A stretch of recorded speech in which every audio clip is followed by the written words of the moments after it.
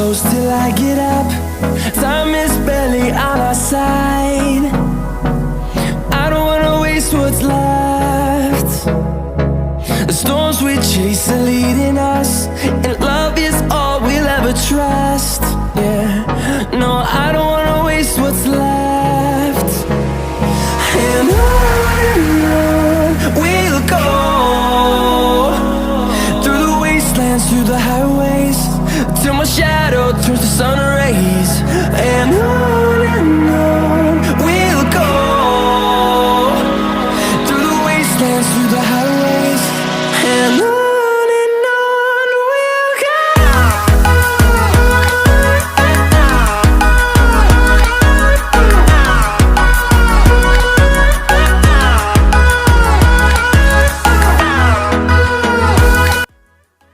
बिस्मिल्लाहिर्रहमानिर्रहीम। अस्सलाम वालेकुम। Welcome back to my channel खुशामदीद टू माय व्लॉग्स। क्या हाल है आप सबका? उम्मीद है आप सब ठीक होंगे और मैं भी बिल्कुल ठीक। और अभी ये सुबह का टाइम मैं आपको दिखा रही थी कि यहाँ पर इतनी डस्ट और मिट्टी आ गई थी, और वो इसलिए आई थी क्योंकि हमारे यहाँ 2 दिन तक लगातार बारिश हो रही थी और हवा भी काफ़ी ज़्यादा चल रही थी। तो पहले दिन भी मैंने ऐसा ही किया था कि मैंने सारे घर की सफाई कर दी थी, क्योंकि हमारे यहाँ जो है तो वो ये मैं आपको दिखा रही थी कि इतनी ज़्यादा मिट्टी आ गई थी। हमारे यहाँ रोज़ ही डेली सफाई होती है, भले कुछ भी हो जाए, पर हमारे यहाँ सुबह शाम की सफाई होती है, क्योंकि हमारे यहाँ डस्ट ज़्यादा आती है, मिट्टी वगैरह हवा चलती है तो बहुत ज़्यादा आ जाती है। और इसलिए पहले दिन में मैंने सफाई कर ली थी, और दूसरे दिन भी रात के टाइम पर जब बारिश हुई और हवा चल रही थी तो काफ़ी ज़्यादा मिट्टी आ गई थी। हालांकि मैं रात के टाइम पर किचन पूरा अच्छी तरह से साफ़ करके सोई थी, और बर्तन वगैरह किचन में मैंने कुछ भी नहीं रखा हुआ था, पूरा किचन साफ़ था। पर फिर भी सुबह के टाइम पर इतनी ज़्यादा डस्ट और मिट्टी आ गई थी, बल्कि पूरे घर में आ गई थी, और मुझे समझ ही नहीं आ रहा था कि मैं कहाँ से सफाई शुरू करूँ और कहाँ पर ख़त्म करूँ। और 2 दिन के लिए मेरी जो हेल्पर है तो वो भी छुट्टी पर थी, वो मुझे बता कर गई थी कि वो 2-3 दिन तक नहीं आएंगी, क्योंकि उनके घर में एक बेबी हुआ था और उनकी फैमिली में, और उसका कुछ अकीका वगैरह था, तो वो मुझे रीज़न बता कर गई थी। तो बस उसके बाद मैंने सफाई यहाँ पर कर ली थी, और सफाई के टाइम पर मैंने वीडियो नहीं बनाई। अगर मैं वीडियो बनाती तो मुझे बहुत ही ज़्यादा टाइम लग जाता और वीडियो भी बहुत ज़्यादा लंबी हो जाती, तो इसलिए मैंने सफाई की वीडियो नहीं बनाई। और सफाई करने के बाद ही मैंने यहाँ पर ये वीडियो बनाई। तो मुझे 2-3 घंटे लग गए थे सफाई करने में, पूरे घर की सफाई करने में, क्योंकि अच्छी तरह से मैंने सफाई की, और डस्ट और मिट्टी तो इतनी निकल रही थी कि ख़त्म ही नहीं हो रही थी। और बस यहाँ पर मैंने किचन की सफाई कर ली थी, और उसके बाद मैं लंच बना रही थी। और आज मेरा गला थोड़ा सा ख़राब है, शायद आपको आवाज़ से फील होगा। और यहाँ पर सामने किचन में एक फीडर भी पड़ा हुआ है।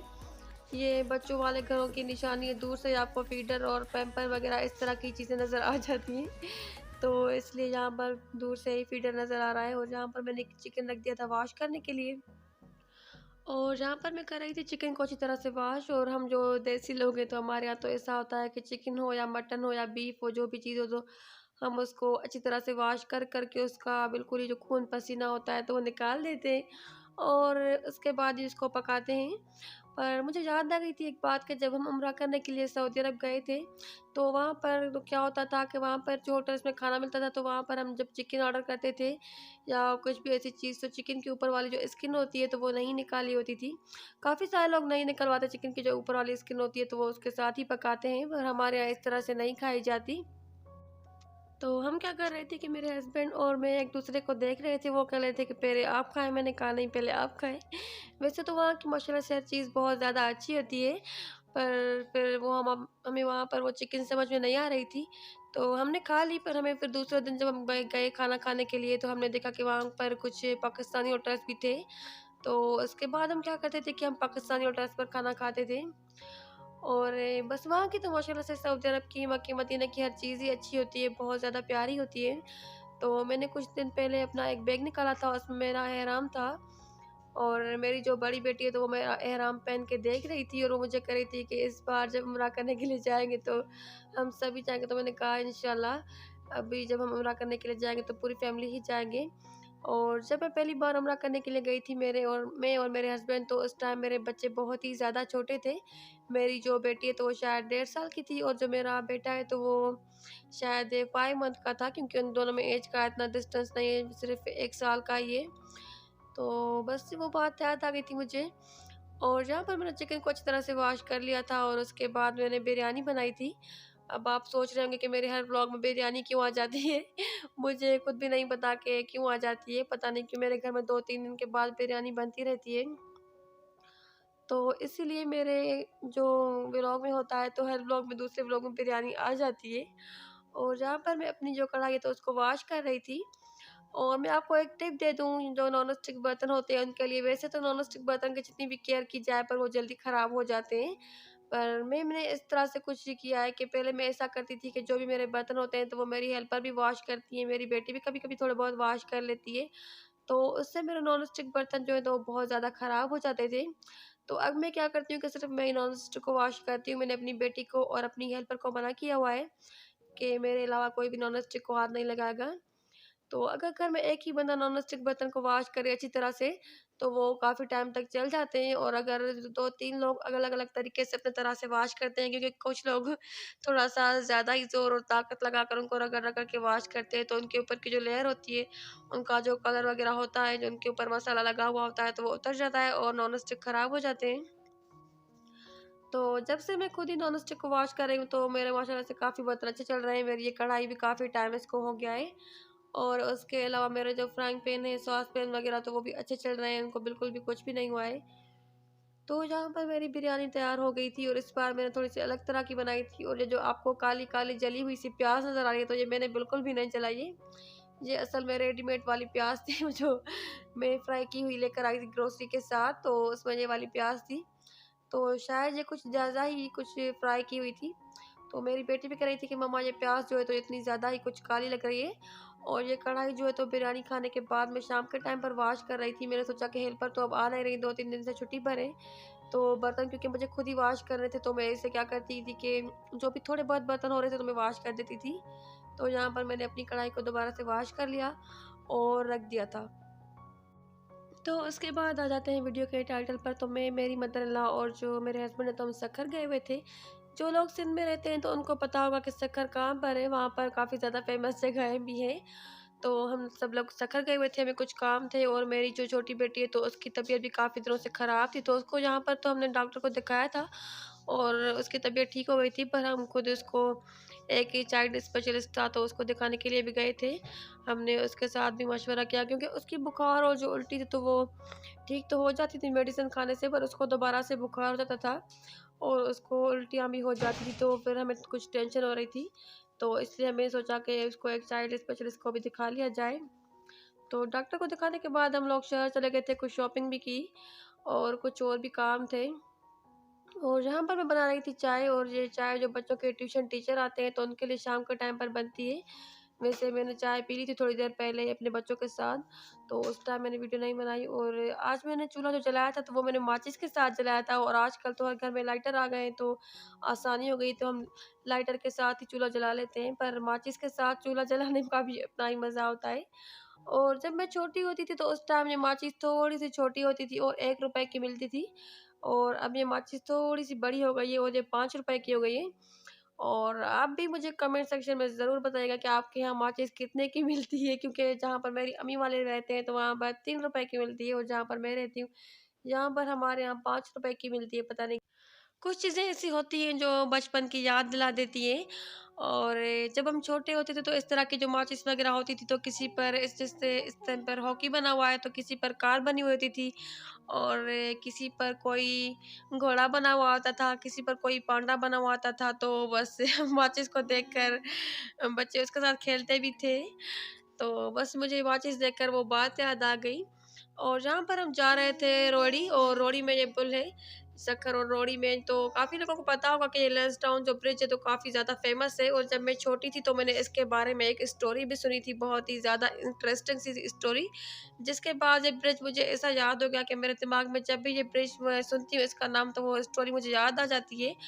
और वो ये है कि जब ये लैंसडाउन ब्रिज बना था तो उस टाइम, क्योंकि ये जो ब्रिज है तो ये डबल है, एक साइड पर गाड़ियों के लिए ट्रैक बना हुआ है, गाड़ियाँ जाती हैं, बाइक्स वगैरह, और पैदल जाने के वालों के लिए भी अलग से रास्ता है। और दूसरी साइड पर वाला जो ब्रिज है वाइट वाला, तो उस पर ट्रेन चलती है। तो मैंने सुना था कि जब ये पुल शुरू-शुरू में बना था तो इस पर कोई भी ट्रेन चलाने के लिए राज़ी नहीं था। तो एक कैदी को जिसको उम्र कैद या शायद सज़ाए मौत की सज़ा थी, तो उसने इस पर पहली बार ट्रेन चलाई थी और वो पास हो गया, मतलब वो पूरी पुल पार कर गया और उसके बाद उसकी सज़ा माफ़ हो गई थी। तो ये कहानी जब मैंने बचपन में सुनी, मुझे एक आपी ने बताई मेरी ने, और मैंने बुक में भी पढ़ी, तो उसके बाद ये पुल मेरे दिमाग में बैठ गया। पता नहीं क्यों बचपन की जो स्टोरीज़ होती है ना, तो वो याद रह जाती हैं। तो उसके बाद बस ये मुझे याद रह गया जहाँ से हम जा रहे थे। और ये जो ब्रिज है तो ये काफ़ी अच्छा बना हुआ है। इसको बहुत ज़्यादा टाइम हो गया है, शायद 100 150 साल, 1 सदी तो इसको गुज़र गई होगी आराम से। और ये बिल्कुल ही रस्सियों पर ही लगा हुआ है। तो मैं सोचती हूँ कभी-कभी कि इसके नीचे जो वैसे पिलर्स वग़ैरह होते हैं तो वो भी नहीं लगे हुए, तो ये किस तरह से बनाया हुआ होगा? और इतने टाइम पहले इन लोगों ने जिसने भी ये बनाया हुआ होगा, तो किस तरह से बना हुआ होगा? तो बस ये भी दिमाग में आ जाती है बात। और उसके बाद बस हम चले गए थे शहर।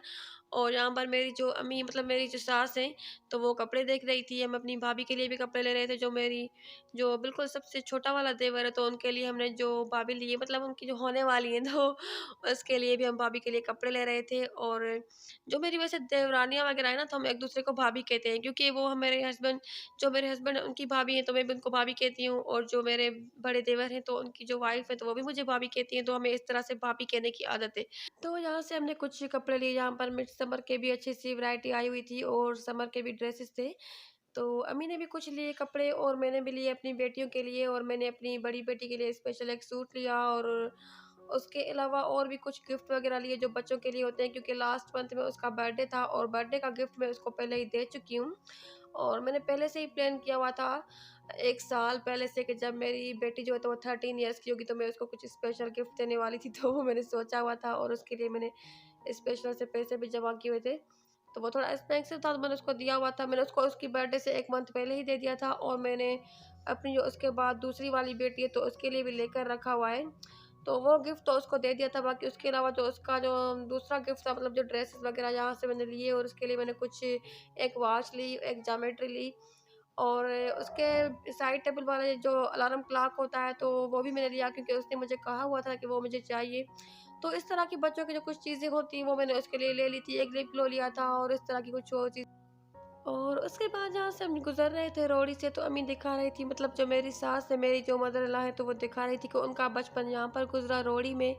और यहाँ पर ही पहाड़ी इलाके आए थोड़ा-सा, तो यहाँ पर ही उनका घर होता था। और बिल्कुल जैसे जो ट्रेन की जो पटरी होती है ना, जो रेल का जो ट्रैक होता है, तो उसके बिल्कुल ही साथ ही उनके घर की विंडो होती थी। और अम्मी हमें बता रही थी कि यहाँ पर पहाड़ी इलाके पर उनका घर होता था और उसके थोड़ा-सा पैदल चलकर वो स्कूल जाते थे।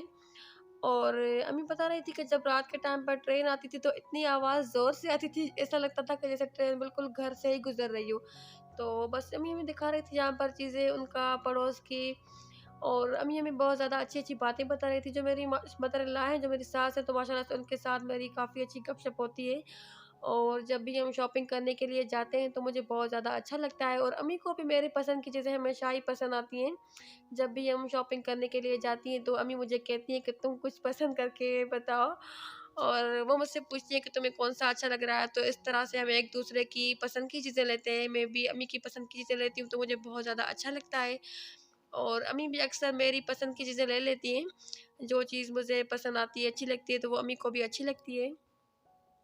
तो इस तरह से हम अक्सर जो है तो एक साथ शॉपिंग करने के लिए भी जाते हैं, या फिर नर्सरी हम जाते हैं एक-दूसरे के साथ पौधे वगैरह लेने के लिए। तो वो चीज़ें हमने ले ली थी और हमने कुछ खाया-पिया भी था वहाँ पर, तो इतनी ज़्यादा मैंने वीडियो नहीं बनाया क्योंकि अच्छा नहीं लग रहा था। मेरे पास बच्ची भी थी तो मैं हर वक़्त वीडियो बनाती, या फिर अम्मी साथ थी तो वो फिर वो भी मुझे थोड़ा-सा लग रहा था ऐसे मुनासिब नहीं लग रहा था कि मैं वीडियो बनाती रहूँ। तो बस यहाँ तक ही था मेरा आज का व्लॉग, मेरी आज की वीडियो। अगर आपको वीडियो अच्छी लगी हो तो मेरी वीडियो को लाइक करें। अगर मेरे चैनल पर न्यू है तो मेरे चैनल को सब्सक्राइब करें। अपना और अपने पैरों का ख्याल रखें। मुझे दुआ में याद रखें। अल्लाह हाफ़िज़।